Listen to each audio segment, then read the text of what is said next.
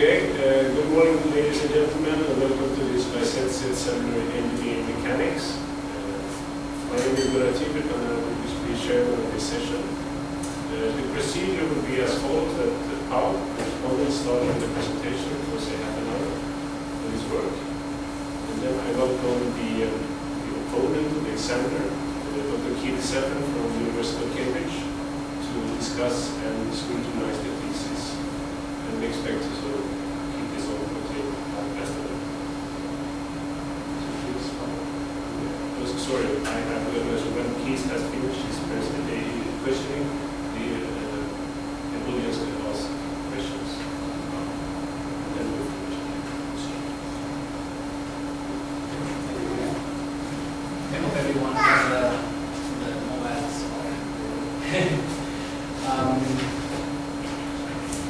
Today I'm going to present the work I've done for 2 years of PhD here at KTH, which focuses on the development of simulations, experimental tests of composite movement satellites.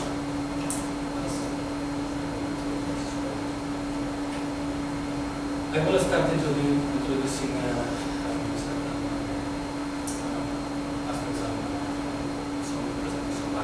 the topic so that everyone can listen for the rest of the presentation.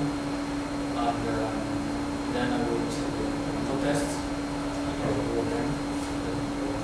Here also AFRL US. Some details on the modeling of the movement. Finally, of course, some results from my work and conclusions of the work. For details on all this aspect that we use today.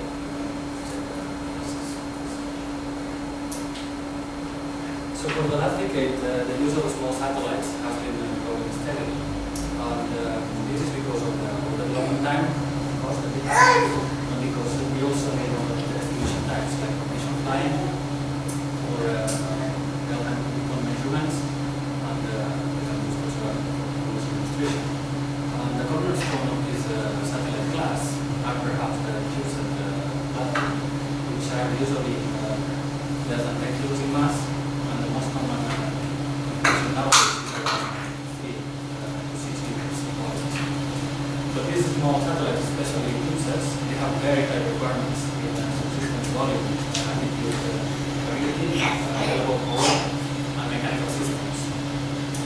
And especially the 3 first aspects here are nowadays relatively solved because the information density of electronics and miniaturization is really high.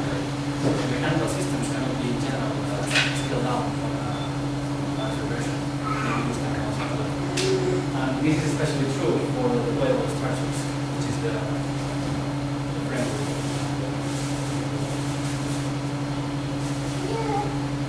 Other groups of benefits are that they are a very good option for universities because most of the subsystems for these satellites they can be purchased. So the university can really focus on developing the subsystem that they are interested in.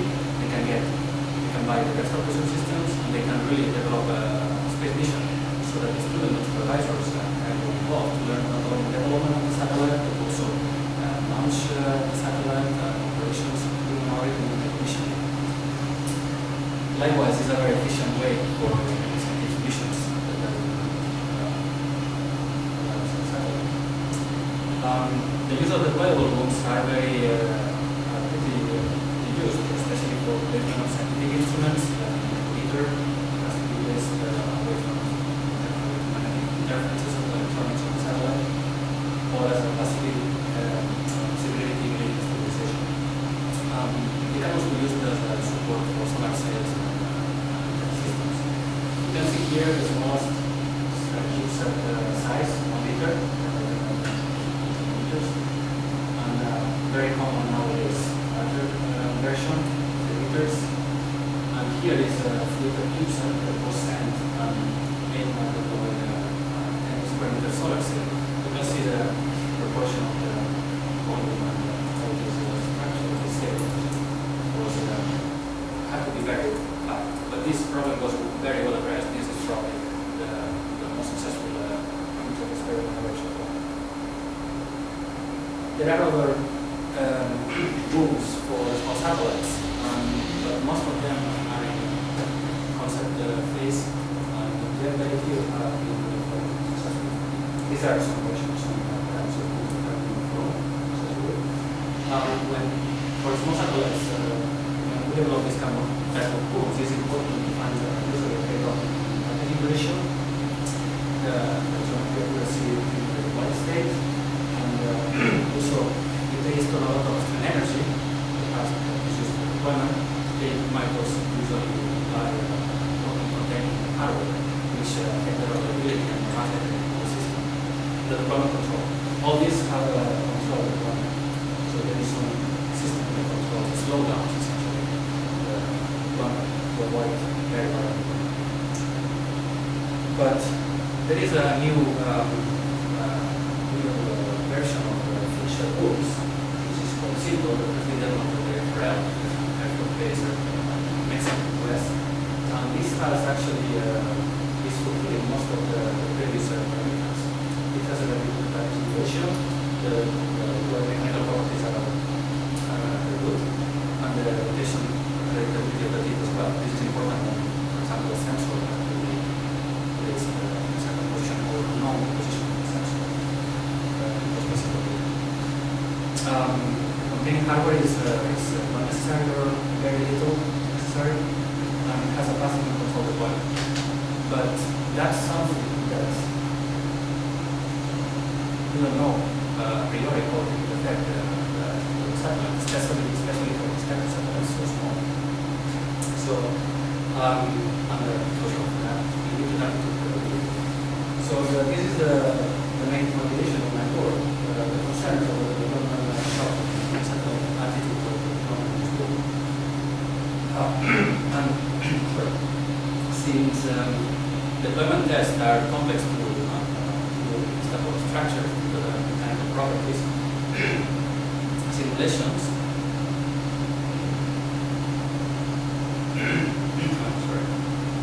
simulations become actually relevant, more and more relevant than for other systems. Another motivation is that KTS have already been involved in space missions before, developing subsystems, and they have been acquiring expertise on analysis, evaluation, and test. But we want to learn more on the simulation and testing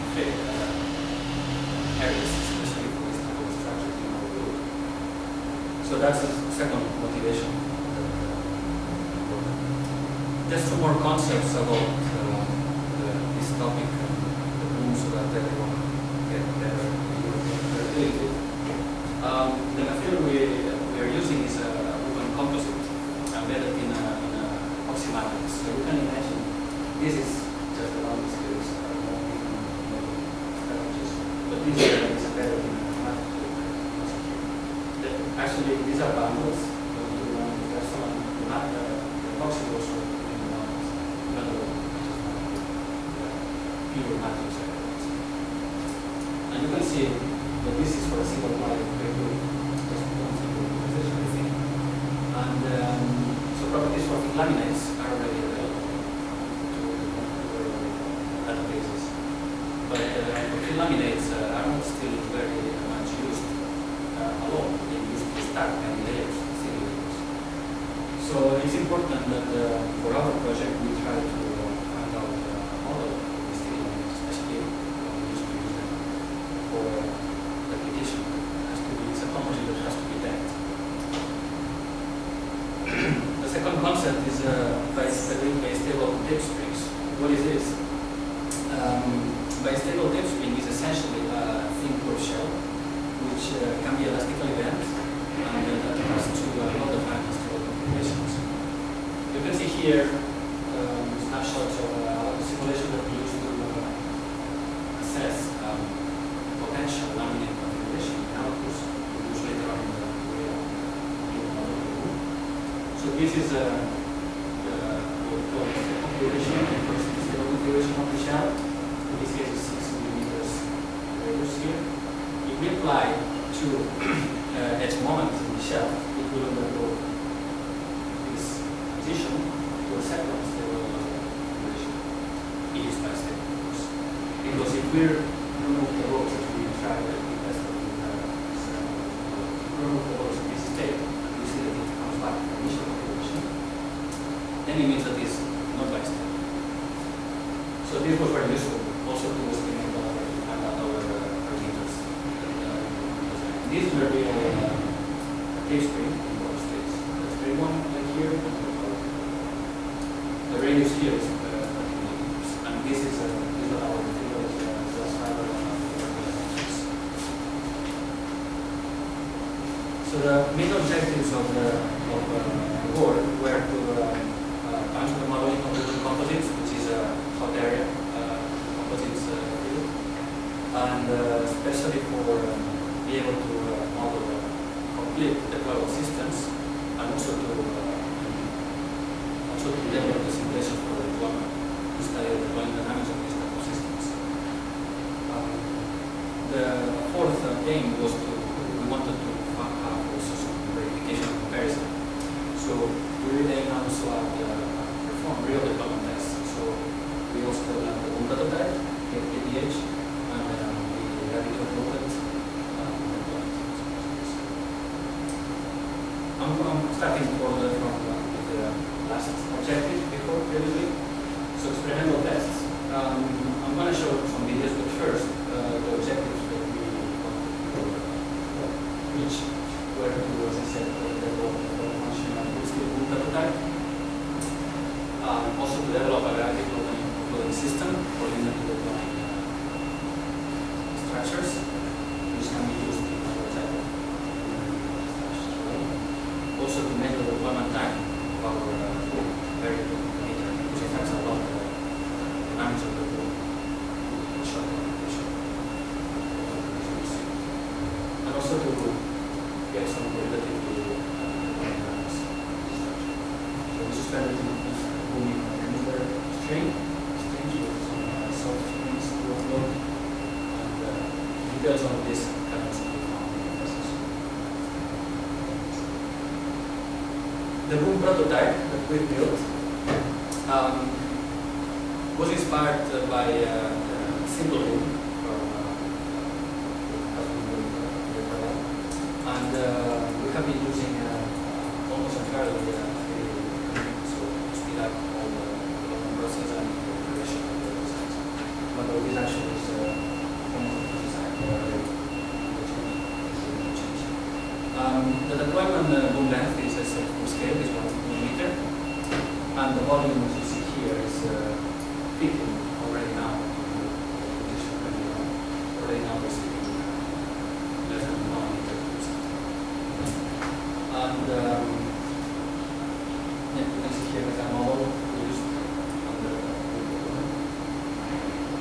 with the deep sensor here. About the material that we have been using for the deep springs is a composite with 2 bits made of carbon fiber, high strength carbon fiber, and the matrix is composite.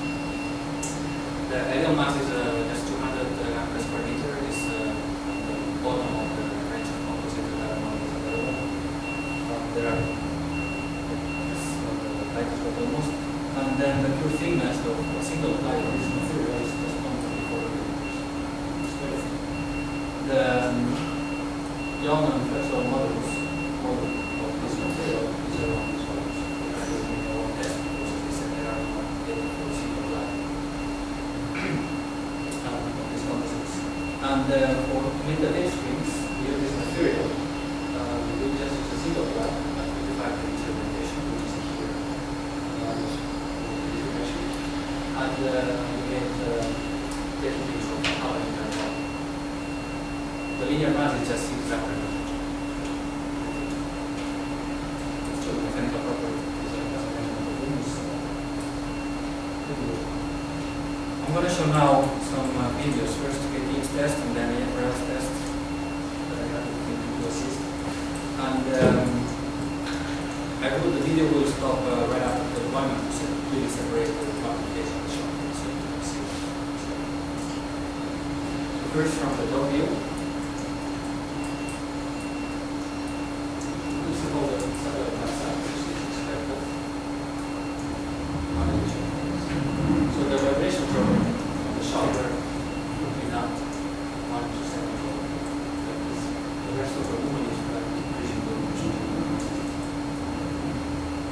that's how I do it.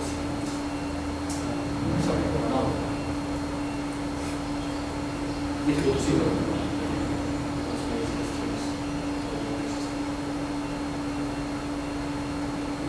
after the shot, the wound was really useful. So this dynamics is not obvious. So that's why I did the test and try to show that simulation that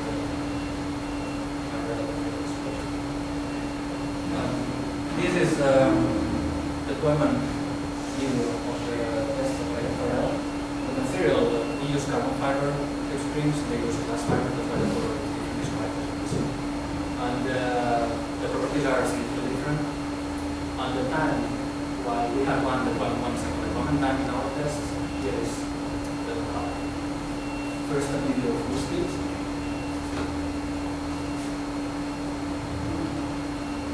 And then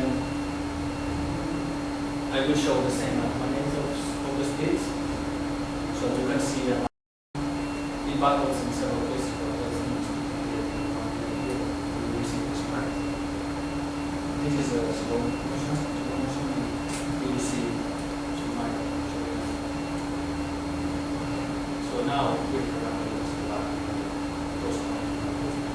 can see how violent is this. But simulations, as I said, become relevant for the vector forming system and other aspects affected by so what we did was to develop the abacus simulations of this department. And we used the explicit dynamics solver, and since to deploy it from a realistic simulation, we have to first call the strain configuration, because it's precise with the strain energy that is stored in the coil that is driving the deployment. So we turn for the deployment speed, and this turns also the dynamics. So we use mass scaling to speed up the completion time during calling only, and because the storing energy is not regular, it's and but we are using between 3 and 4 orders of magnitude higher mass this mass scaling is. So to avoid that the inertia with this mass dominates the results. The coiling we use also special rods for the speeds on the side, so that we could damp this inertia here. So we got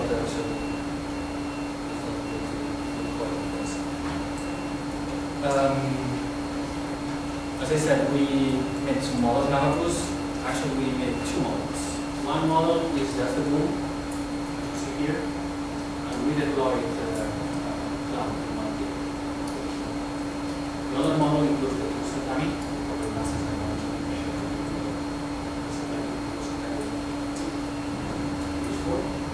and it's deployed in a 50-meter configuration, so the ground strength.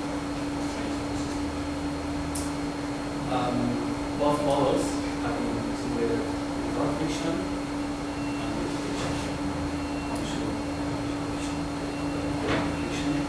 And this friction are applied right now as rotation. Rotation and rotation of the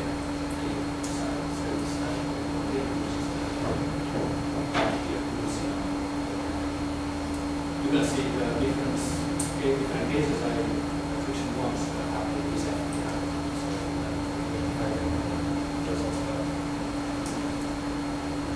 As I said, the structure of this material is pretty complex, and it's even though one can know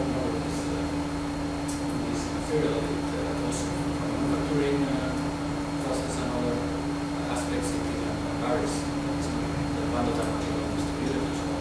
So it's very complex to model this material. What we did in order to be able to have a simpler model that actually can be is to use a laminate relation, as you see here. So what we did was to create 2 materials, isotropic epoxy and phototropic integration of black. We used the properties of the real material that we were using,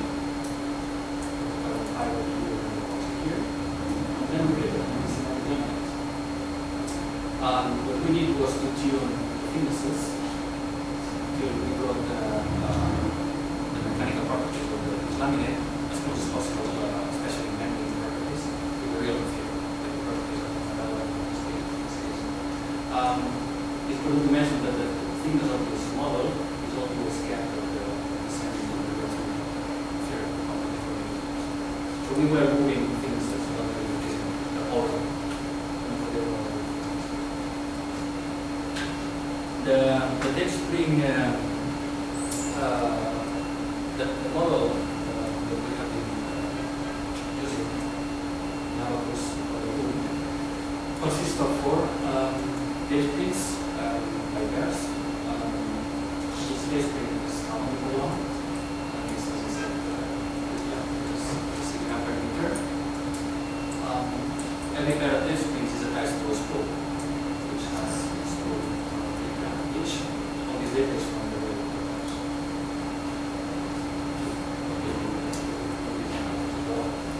And then both spools are sitting in a paper.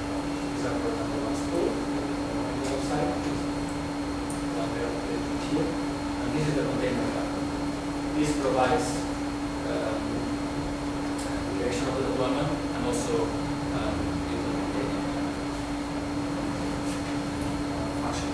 But as I said, it doesn't do anything very complex. The total move mass with the sensor is just 90 grams compared to the motion sensor. It's a little percentage, but still in the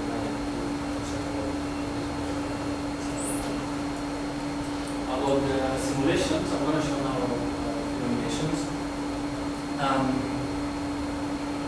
The simulation of that we have done consists of 3 phases essentially: coiling, relaxation, and deployment.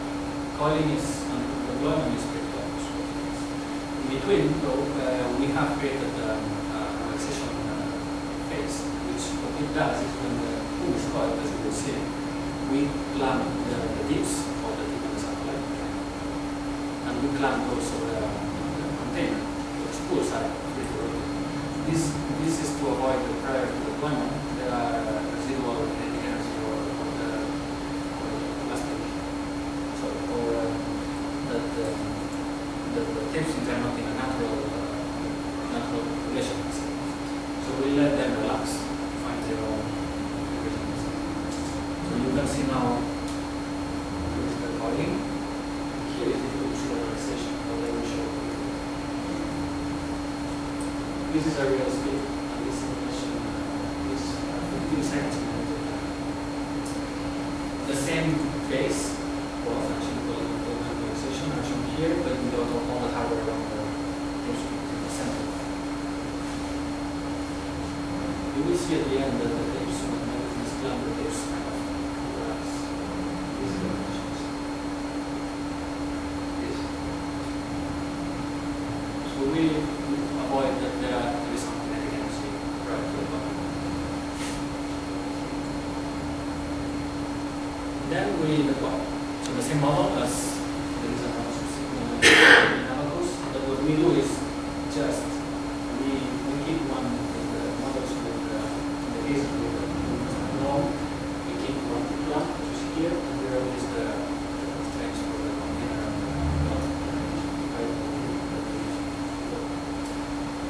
for the cases with CubeSat, we just do this all the time. You will see how this behave.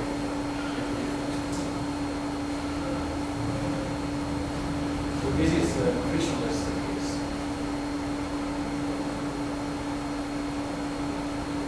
Now we will count the friction. So it varies.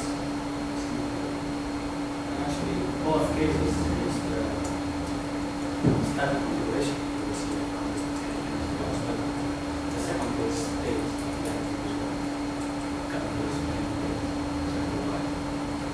Here it's called outside.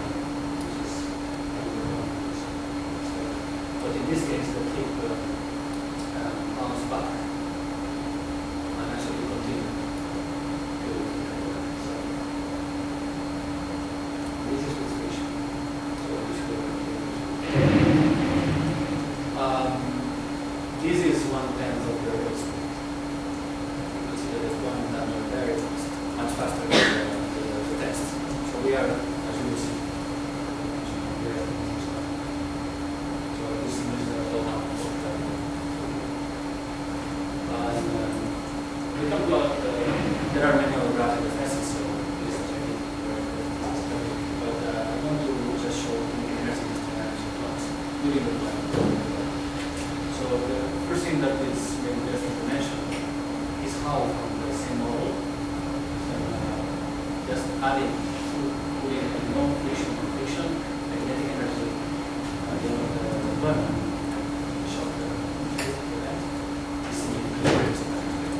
And similar thing happens for the case reducer.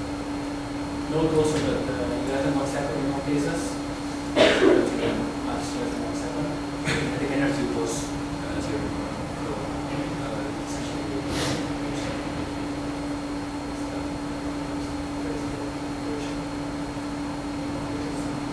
but the strain energy plot shows something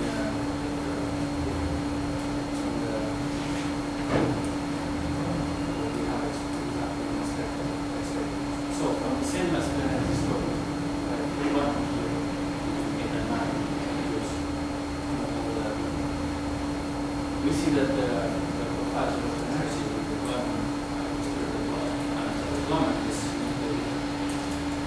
what is important to mention here is that these two cases, there's no with friction and without friction, they have significantly results for energy. This is probably because in the first case, the was played up, which was the drive happened, and here was then was not really straight.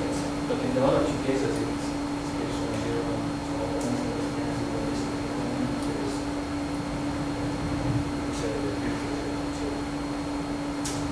we could also analytically for conservation of momentum, we know that specific mass has to remain in the same position in the deployment.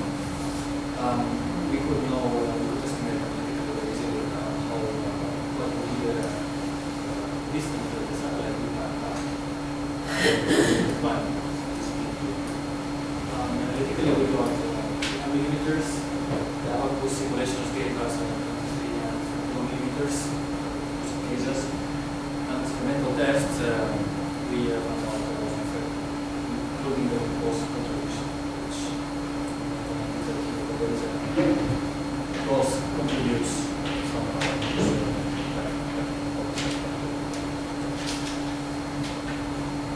So, almost concluding the results, summary of the results.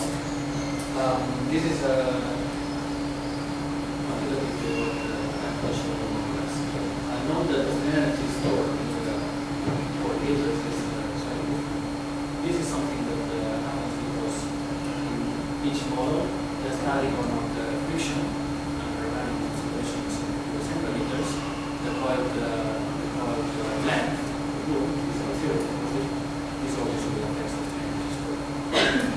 But still, it's there for the calculation in many cases. As I said, it's different of the set for the well. And then the times where we take the more realistic case, model which now gives this picture as a reference. The test here, we see that we are still, models are still way past the issue.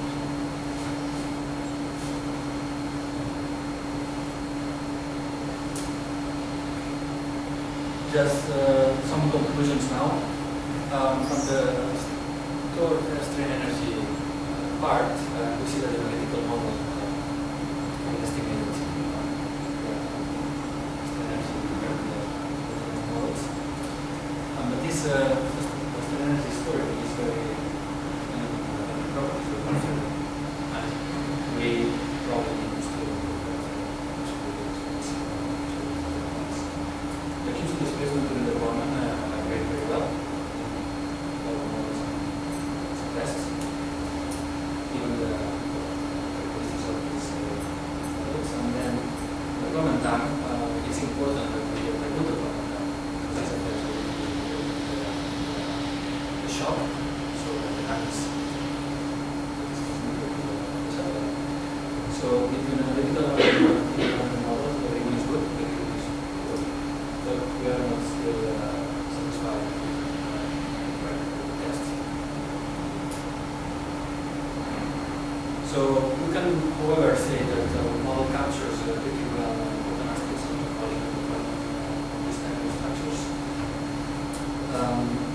So the dynamics we have seen is realistic, but still reasonable nature of the problem.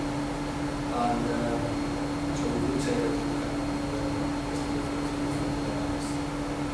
after we solve some issues on the oil part, but the base is there. And deployment time, as I said, is very important, and we are still looking at this. This was more now, but we already have already using this, we know that, but we have some other options are there. There's this, and probably this is something that we will look at. And but this model, as I mentioned, we think that it allows a lot of improvement, so it's very good that we already have this. We don't learn a lot of structures and testing. This include the know-how that we were talking about. So the future work based on this first half of the year is the first time we investigate the composites and investigate problems of additional configurations and how to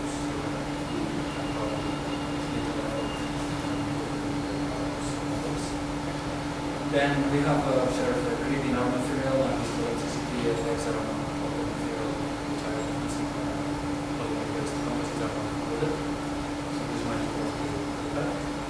And normally because of the symmetry of the boom, geometrical symmetry, we don't have distortions. So this is for a real justify. Well, it's good to play. It's very good. And finally, to the thermal especially, testing and more globalized architecture. This is not the beginning, and also the movement of the boom, the actual boom, the gravitational system are very important. So we expect to put it there. That's it. Thank you very much.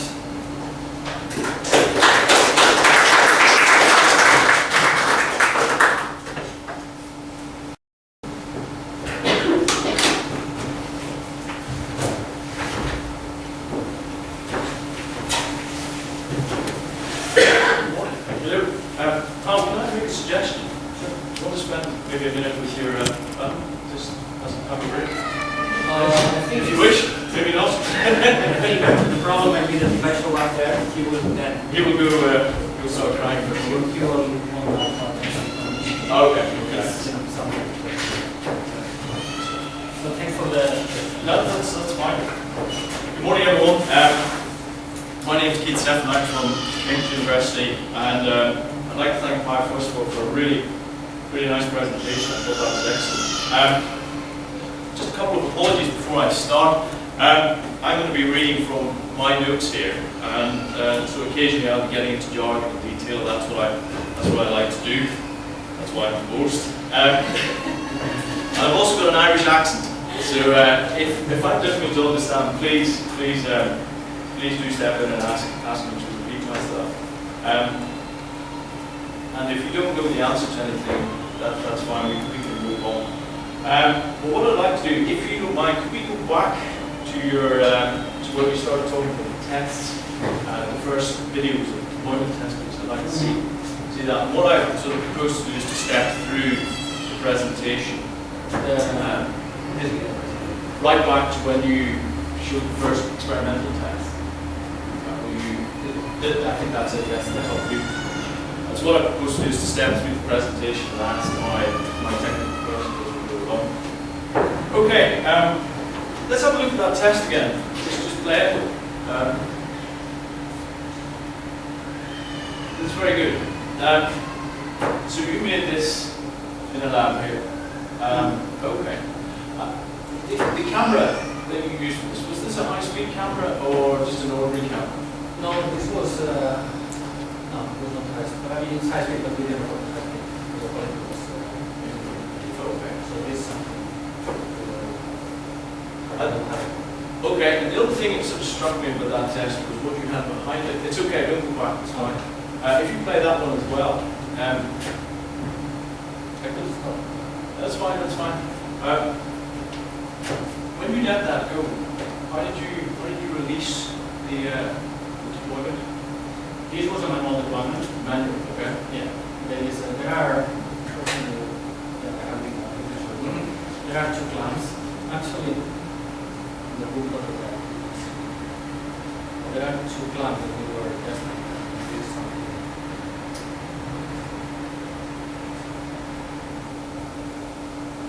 Okay. Here, this, you can see here very good color. This has a spring loaded Okay. plant that they are embracing. And the important thing is that here behind, these two plants are kind of like a string fishing behind that goes around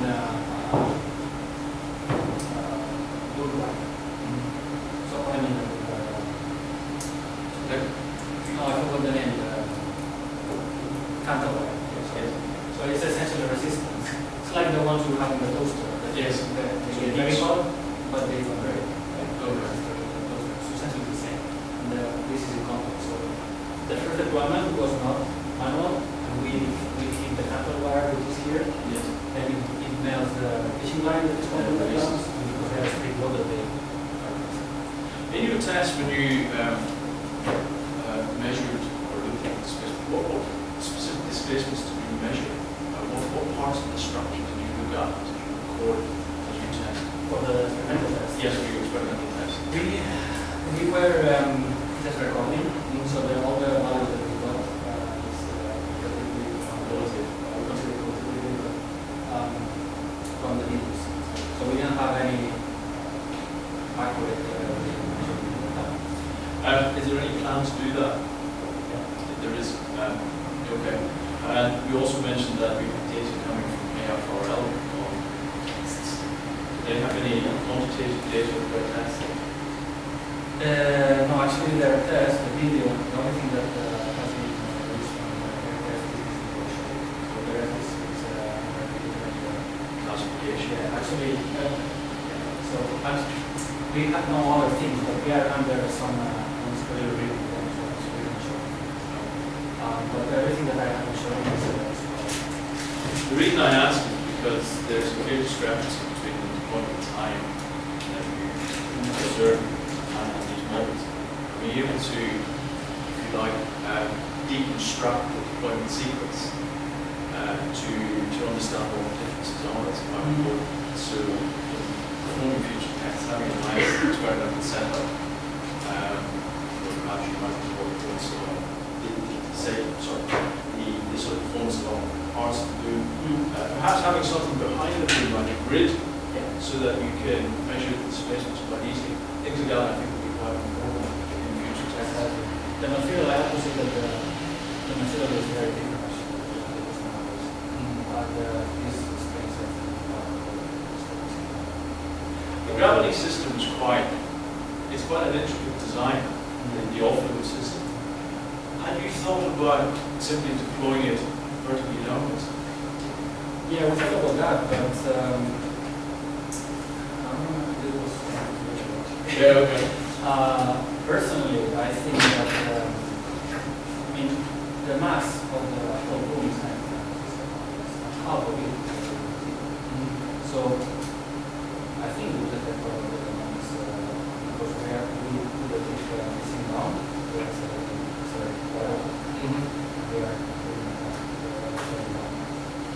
But if, yeah, I agree. But if the gravity, I mean, the thing is, the gravity offload system is clearly, I think, having an effect on the deployment dynamics. And you might want another reference base by which to remove its effects or get rid of it altogether, even though the deployment sequence is quite fast downwards and you might have very severe shock. You can still have that first deployment phase as something to compare against the experiments, despite what happens afterwards with the shock and so on. But anyway, that's just the point.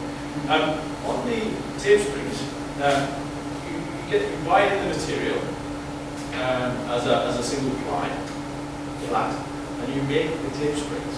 Is that right? Can you say a little bit more about how you make them? We got feedback from Juniper actually, the ones that we can do, great ones, but we also can do it. But anyway, for the manufacturing part, what we did is of all, we on a flat or direct. We calculated the streets that we have cut. Okay. It was a quite delicate one because we have to go very far away. Well, 45 days. The full ones are about 45 days, which means you spend quite a lot of time to make it as exact as possible. We had a lot of discussions on the room. Okay. Cutting all instead of cutting. And then when we had the strips, we had a number. Yes. Essentially the inner range of the number. And we put the strip over. So since this is a pre-preg, it's quite well. And then typical including the oven that we use. We use a testing material, and then we put a release material, everything covering it. That's why on our side of the some key is round. Then the testing, then we put the vacuum pump. We switch on the pump, we put the oven, and I think we will switch the hours to then. No, I was going to say, then you removed from the oven. Did you measure any properties after that, or what properties did you measure? We made coupons, as I showed in one picture. Yeah, these are flat coupons. And then the tensile test were made solid mechanical pump. It was quite hard because we used photogrammetry for this test. And we gave a 1% approximately because they were not very happy with the test for the break. Yes. So that's important. As I said, the standard test of the school is not. Especially when many were making approximate test. And okay, so how did you do that? We used a 3-point bending test, Yes. and we essentially we had a millimetric sheet behind, and we have as much as possible. And we have the string from the center of the coupon, and then we put this very so it gave us orientative values, but enough to find out the model of distance for the work. Did you measure the Poisson ratio? There, and the shear modulus? No, you didn't do that. And the reason I asked is because in developing some kind of material, more accurate material, applicants you need to have actual modulus, Poisson ratio, shear modulus. So the presentation can be over. Yes, We know we could get lifting and roll it. And then since we know the original the values here, the Poisson ratio is directly proportional. There is a progressive relation between the two Yes. values. that's right. And that is it. What it was not measured from the shear. Now you talked about tuning the thickness of this to make it bistable. You said that you varied the thickness to search for bistability. Can you say a little bit more about that? Yeah. You mentioned it. Sure. Actually, it's one of the important Yes. themes of this work. Essentially, it was a bit trial and error, but the original starting point is that the thicknesses of the epoxy, are got from the fiber volume and so on, real material. So this is kept as a constant. The thing, the other things. And then we were varying so that and then we made some tensile testing patterns. This was one of the students also this. Actually, he started his work and then I started the PhD and Yeah, I'm quite interested in the level of accuracy here, because you've got something to 4 decimal places. sorry? The 4 decimal places in the context of the millimeter, that's a very, very precise. Yeah, this data is got from manufacturer. Which no, this is got from the it was quite sensitive. It's very sensitive. And then as a student was studying how sensitive this model actually. This model is not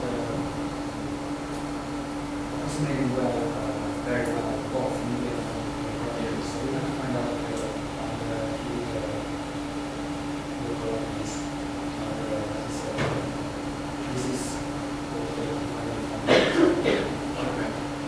back to thinking about the deployment sequence, there's clearly a difference between deployment, thinking just purely about the deployment phase, not the shop phase. There's a clear difference. There's an order of magnitude difference there between what you see in the experiments and what the simulations throw out. Because you have two simulations, a simple analytical model and a finite element model, both producing the same order of time, that kind of gives me confidence that even though the finite element model might be difficult to trust all the time, it seems to be working quite well. So where do you think the differences are coming from? Even if the finite element model has a reasonable material model? Friction. No, what do you mean friction in contact? The contact type formulation that we have using here is used for any function. And as is stated in the thesis, this will be formed without the models. The contacts in these models that we should be close to zero. This introduces probably this is one of the sources of this. And the friction, I tried. First of all, I tried the values of the friction and so on, but after a lot of time I couldn't find out something out of that. The thing is that the friction population values can be using this friction, which has a specialty, because now it's essentially still see. So you see that there is friction or not, and the shear surface is over a certain. Yes, I understand. But the thing is, but what I'm saying is the finite element analysis is producing something that's very much captured by a simpler analytical model. So the analytical model doesn't have all the sophistication of steps of friction and so forth, and yet you're getting a match over times there. There's a clear difference between what's happening in practice, and it's the difference arising from the practical experiment. It's the thing I'm trying to get at here. Where is the where could there be possibly discrepancies between that and the finite element and the analytical model together? Those together are good. The experiments are standing one thing. What's the difference between those compared to experiments? Because there's friction in the experiment as well. There's friction in the experiment as well. Yeah. So we have to say that there are some. Yes. So that's a base.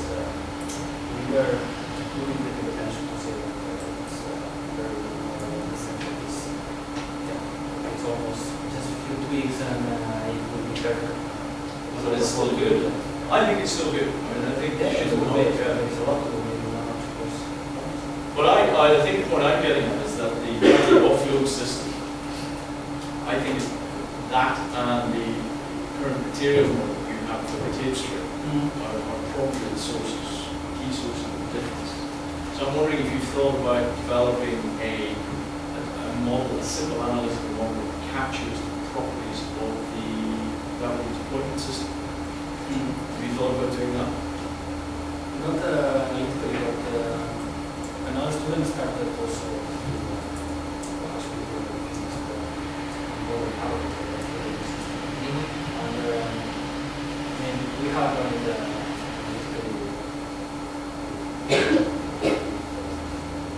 just to calculate something for grades, but that would be something I think it would be very important to do that, because one thing, for example, I'd be interested in the coiling field. You put spring in. How much axial force does that take? You shoot energy pulse. What is the press? There's none. No, I'm just describing the rotation force. Okay, but if you were to then do that simulation slightly differently, where you could record the axial force, that would be quite important to do. If you've got this thing deployed, you've got a cable coming into the end of it, and that will apply components, horizontal component that. Is that resisting the deployment? I think these effects have to be established even if they're minimal, so you can get rid of them. I agree. I mean, that one of the reasons to do it in our course is that I think I have it in the future. But one of the things that I do about this model is that one can also do the because at the at the end, what would be even more relevant is to include the improvement instead of removing models. Yes. And then we can really directly or match it with more confidence to compare the models, including the vertical look and the test. We thought about doing a slightly different gravity offload test. Have we thought about devising a different gravity offload system? There is actually some vertical An airbed or something like that? That was actually the first try. It was the first try. It didn't work. The thing is that the hooks, the use hooks, all 5 hooks, the hooks were able to hold the weight. So the boom deployed, it was used very well. The problem is that the deployment is, the hooks is very sensitive to any changing. The air cushion is very weak. So any change the ring was touching and then Friction. it was not so easy to. Yeah. And so we learned that these deployments, you should see actually probably all these deployments send up and do so you can really do that. Then we have also some theory. But one more comment about the vertical systems as well. What we want to do is to do the Yes. so we want to have our rotation and also spherical zones and stuff like that. Actually, like, there's something that is showing the different tests. Work very well. Okay, so that works. Okay. Very good. Now, if we just start talking to find an element model a little bit, I'd like to go back to the coiling phase. You had some videos of the coiling end. Yes. Can you play that again? It's interesting that. Is there any buckling of the rods as they go in? No, there's no buckling. You can see actually there it's This I was very impressed with this. I mean, to anybody in the audience that hasn't, that thinks this is just fancy graphics, this is absolutely, to get this to work as well as it has done, it's very, very impressive. And I think that's a major achievement, because nowadays it's notoriously difficult to get these things all working and dancing together at the same time. So this is something I was very impressed with. But you say the strain energy was overestimated compared to the simple analytical model. The strain energy stored in It's not the analytical model, but and the efficacy is used.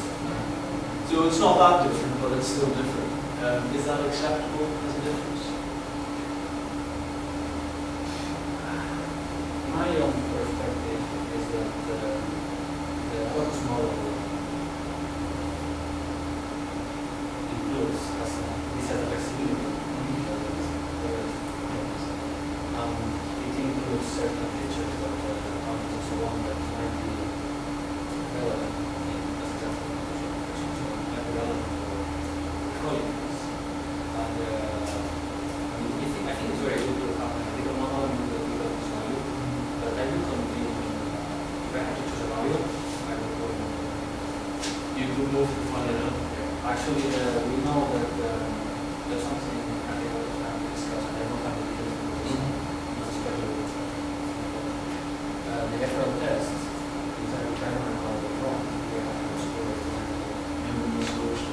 So, yeah, an hour's is not so long. To me, it seems that it might be something we have to improve as well.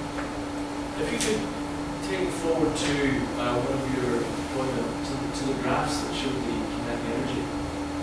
Okay. In the cases without friction, you start off with some energy stored in the system, Yeah. and then at the end of deployment, there's less energy. Where's that going? Where is the strain energy going? Or where's the total energy of the system going? If at the end of deployment things are not moving, what's happened to it? That's something that we probably found out later. There are some issues that, there is a balance equation. Yes.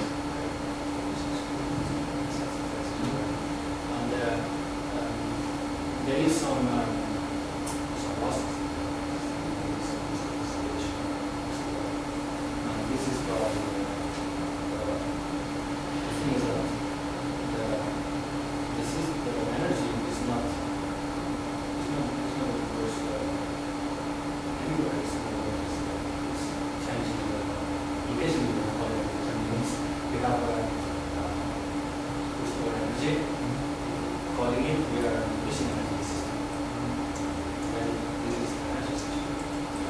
releases kinetic energy, but then at the end of the coil, in the center of mass, the system is moving very much.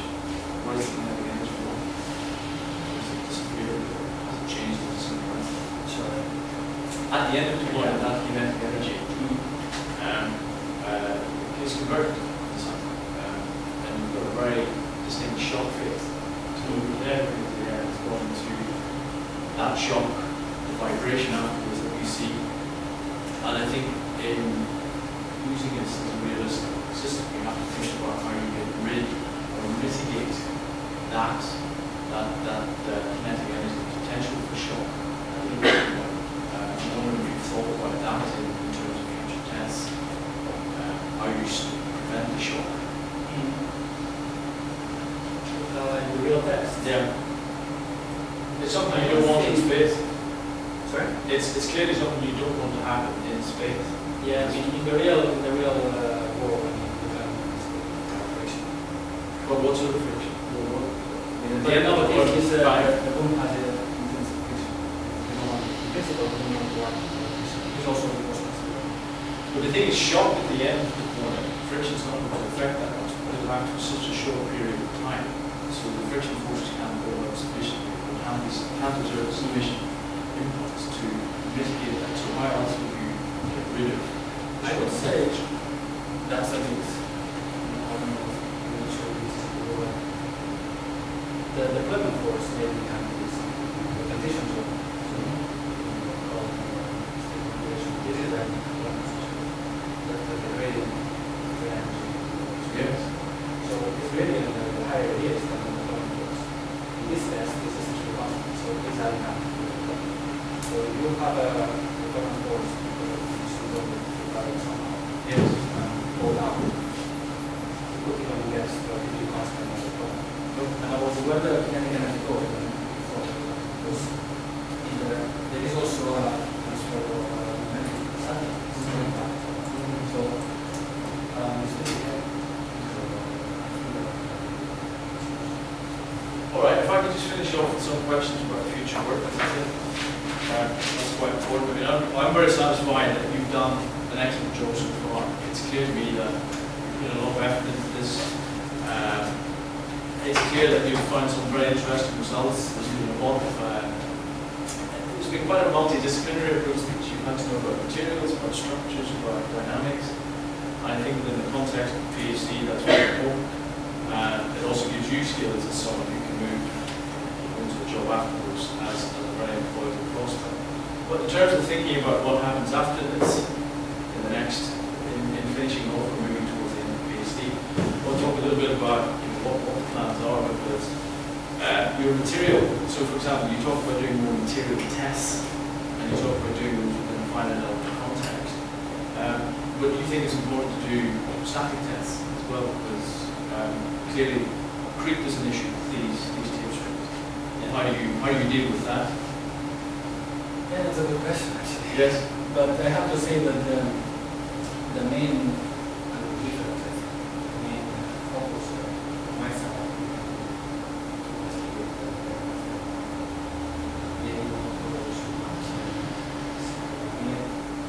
is coming close. We use a little clear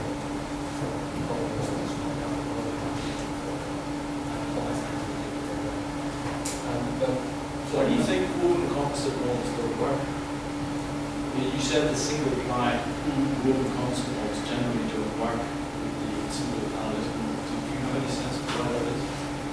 Well, Because it's important to get that right, before you can then start making firm conclusions about any mold that you there are several modeling approaches.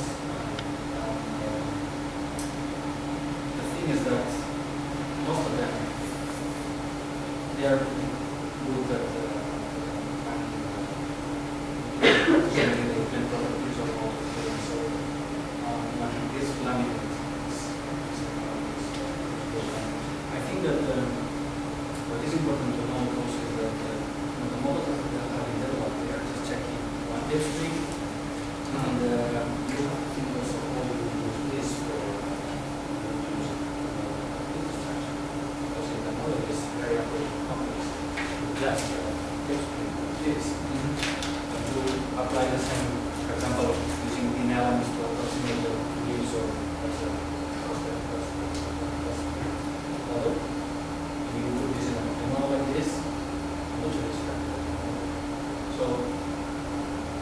not. what's important for you? Do you want to be able to predict the deployment of the system well, based on what you see in the physical world or the finite element world?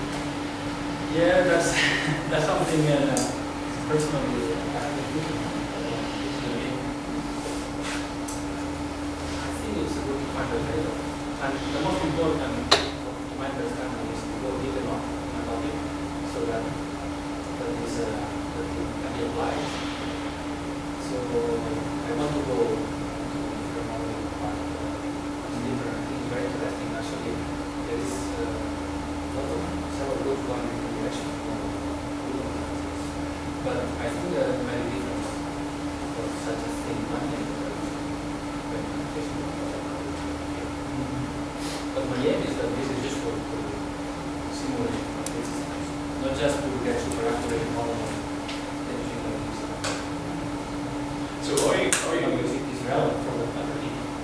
so are you going to build these and do some proper bending tests? Yeah, actually, I think that the idea is to whatever we get, whatever we do to the model, just test that the tool things. Actually, there is a and that's a very simple test that can be understanding. And it's not wise to try material models in a complex complete the biostructure. You don't know that there is.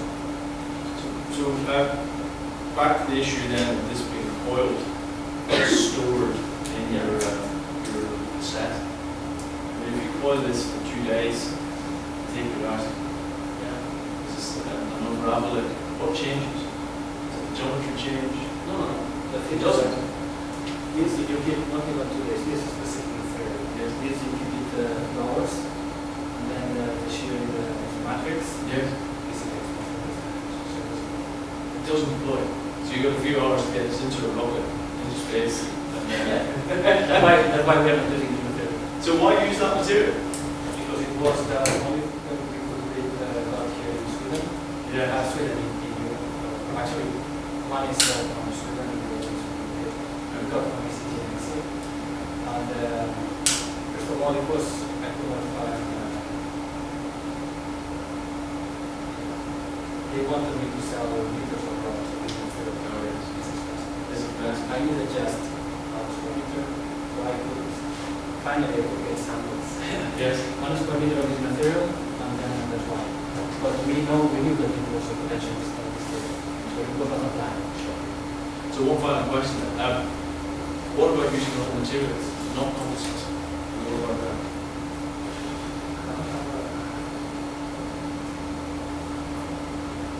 So you want to buy stable tape string made of something else? Awesome. That doesn't really... There are, this is launch, and I'm not going to compare it. But might be an option, but I think it's from this project with my personal classes. I think that You know, I don't see it would be almost I think you're right. I think now that you're this far in and you're looking at composites and own composites, yes, it's important to continue. But I'll show you something later where you can make a very simple bi-stable tape measure out of metal that we might be able to just one day throw into this try and see what happens. Won't take very long. And pre-stress it, yeah, raise and pre-stress. How do you, well, I'll show you my presentation afterwards. Okay. Yeah,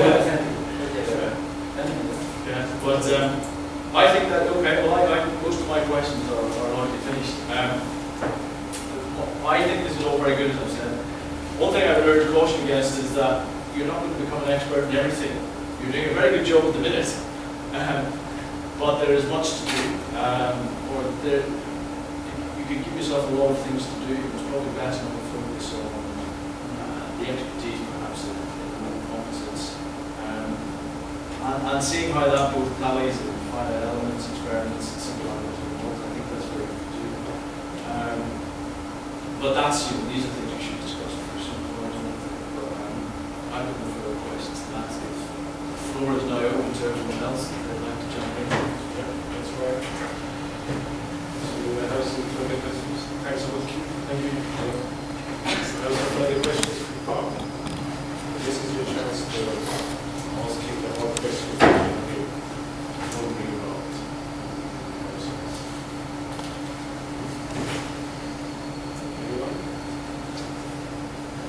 Yes? May I make something really about as well, which is from your mind, if that is a shockwave, the first diagram, if that is increasing,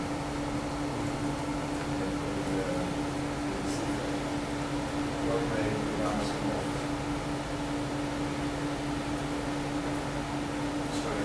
If that is a shockwave, as its peak just follows away from that, and it decreases.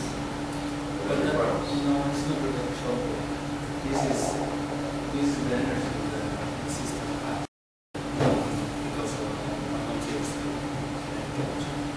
If you move too much energy, that's why if you want to stop, you have to someone put an hand to find a wall to show this energy.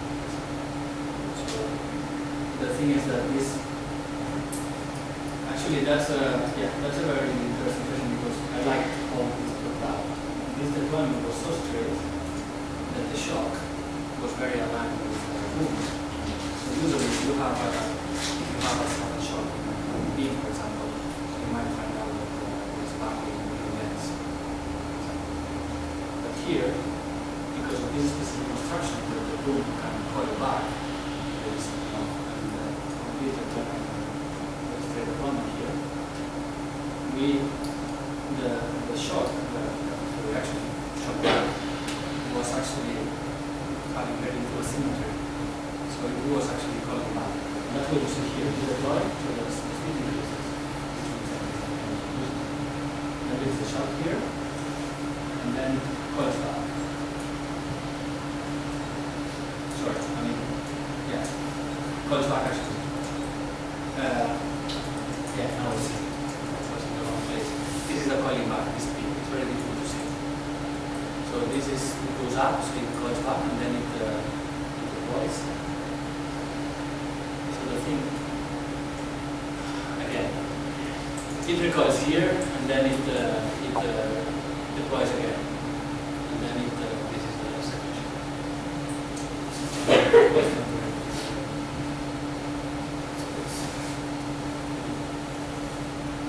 Okay. Any more questions? Okay, if not, then I will declare this session closed. And as supervisor, for Paul, and as he has finished his courses, as always lovely, and the minister, I will get to pass to the license agreement.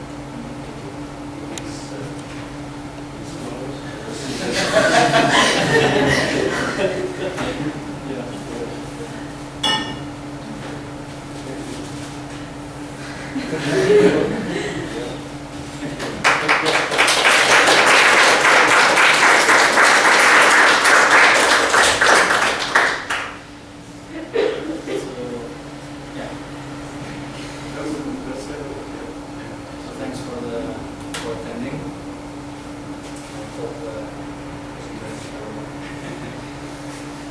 So now you'll go on parental leave from tomorrow. yeah. I'll see you back on the note.